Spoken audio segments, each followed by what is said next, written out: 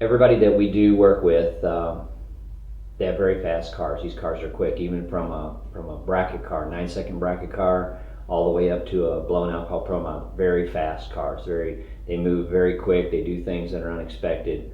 So we have to take these out and test them. And when you go into a facility, you shouldn't assume that the track has everything in order for your safety. It's your responsibility to do that. And I see this happen over and over and over, and it's ludicrous to me for people to think that they can go into a track and just run and not do any of the groundwork to check on the surroundings and the safety equipment and the safety personnel at the event. I mean, it takes 20 minutes. Jump on your scooter and look and see what they have and who's running it. What do they have for ambulances? What do they have for safety trucks? What do they have for equipment on the starting line to put out a fire? Who is staffed in those trucks? Huge, huge difference. They can have the baddest truck in the world with all of the fire equipment and hearse cutters and every option you can have, but if you've got an untrained person sitting in the truck, all that equipment is useless. So you need to know what you have, and it's not unreasonable for you to be asking those questions. I mean, we're talking about a very safe sport if it's handled properly, but a very dangerous sport if it's not. You just have to take a couple steps and know some of the terminology and know some of the things that go on the safety side of one of these events. For instance, when you roll in, you need to go to a facility that's adequately prepared to handle the kind of car that you have. Check it out to the point where you're satisfied with it. And you know what? If you're not satisfied with it, load your shit up and leave, okay? Don't go, oh, well, nothing's gonna happen, not a big deal, I'll just ride this one out, next time it'll be better. Load the thing up, okay? Go somewhere else. Look at the starting line area. There should be fire extinguishers up on the starting line. There should be equipment to handle a fire. There should be brooms and shovels, and there should be things equipment that will handle a situation on the starting line. Look at the track prep. Make sure the track is prepped properly. Make sure that they have all the equipment they need, the proper spray rigs and the proper drags and all the stuff to take care of the track so that the car that you just spent all this time and money on can perform properly on a well-prepped racetrack. Look at the barriers at the track. Don't run at a track with the old steel barrier shit down the side. I mean, to make sure the track has the adequate concrete barriers to retain the car in the racetrack. If you're running at a track with those old steel double barriers down there, you should not be there. You should leave. That is not a safe environment. You need to keep the car retained in the middle of the racetrack. Ride down to the other end. Look at the turnoffs before you run. Don't wait till you get down there to figure it out. Look where the short turnoffs are. Do they have gates? Do they shut the gates? Do they have, if they have short turnoffs and the gates are open, that is a disaster waiting to happen, because if your car gets out of shape and you hit one of those openings, bad deal. You're not glancing off the wall, you're hitting something head on. So those gates have to be closed and they have to be pinned and locked properly. Go down and check out the turnoff at the end of the track, and before you get down there and get a picture in your head on how it is to turn off the end of the track. Which way do I turn, left or right, to go back to the pits? And check out the sand trap in that area down there to see, is it properly maintained and groomed, or is it just full of weeds and crap and nobody cares about it? Because if you go off in there and it's not properly maintained, you're going to tear the car up. If it's not flattened out and smooth and groomed properly, the car's going to dig in and flip over multiple times, maybe go into the net, maybe not. Do they even have a net? What is on the other side of the sand trap? If you hit the sand trap fast enough and flat enough, you'll go through the sand. If you go through that sand trap and it's not, if it's not nice and soft and chewed up, you're going to slide right across it and go out the other side. What's there? Is there a berm? Is there a creek? Is there a ditch? I mean, you have to know all this stuff. Do the retaining walls go all the way down the track to the very end and then have the turnoff? I mean, all these things are items that are required to run these type of cars. I found that most racers, if you talk to them about ambulances and EMTs and paramedics and things like that, they have no idea what you're talking about.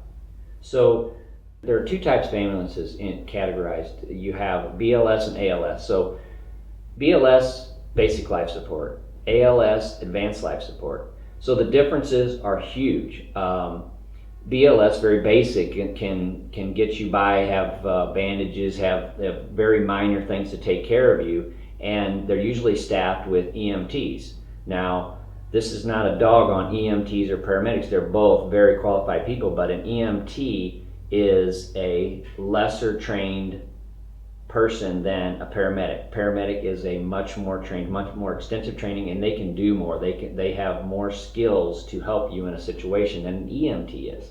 An ALS ambulance is advanced life support. It has much more equipment and much more facilities to handle a very bad situation. You don't want to find out after you're upside down on fire that the ambulance isn't adequate for the situation, or the personnel in the ambulance aren't adequate. And I'm telling you, some of these racetracks they've bought old ambulances to have on site, which is a good move, but they have to be staffed properly and they have to be equipped properly. So I can go out and buy an ambulance, but if I don't have the right people running it and I don't have the right equipment in it, it's not worth having it around. So just because they've got something painted up with lights on it doesn't mean that it's an ambulance that's going to help you out in a situation. And when you've got a bad situation happening, that's not the time you want to figure out that they don't have a good ambulance. And ask the track manager, ask somebody that's going to give you, if you don't get a good answer, keep going up the chain until you get the right answer. So ask them what they have. Don't be afraid to ask the EMT or the paramedic for what their qualifications are. Everyone that I've talked to has always been very forthcoming in what their certifications and what their qualifications are to do that job. So for instance, if you do have an issue on a track and the car's upside down against the guardrail, the guys on the end of the track, how long is it going to take them to get there? And once they do get there, are they properly trained to get you out of that situation? Because normally a paramedic doesn't know how to do race car extraction. I mean, there are very specific training exercises that they need to do to extract you from a race car. Once you are out of the car, and even while you're being extracted from the car, if they're not properly trained, they can do as much damage to you as the accident did. So you need to know that these people are skilled in doing proper extraction from a race car. And then once they get you out, you need to know the answer to the question of how far is the closest trauma center. A trauma center is very important in a bad accident. You need to be at a trauma center as quickly as possible. When you wreck one of these cars, you ain't going to urgent care, okay? You're going to a trauma center. Well, a trauma center could be 10 minutes away, or it could be an hour and a half away. Big deal when you need it.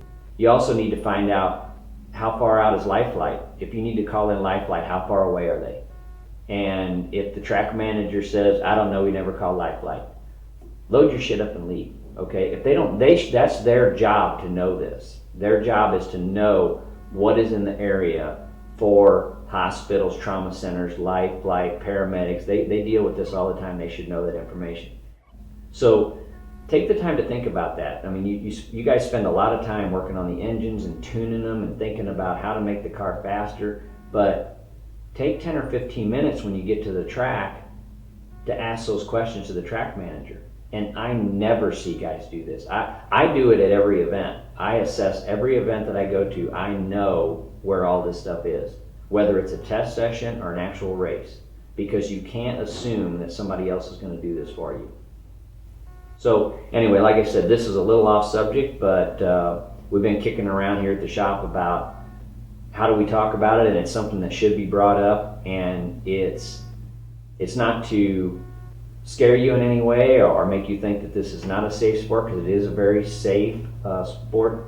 and there are issues that come up. Just like preparing the car for a race, you have to be prepared once you get to the racetrack to know what's around to help you if you have an issue.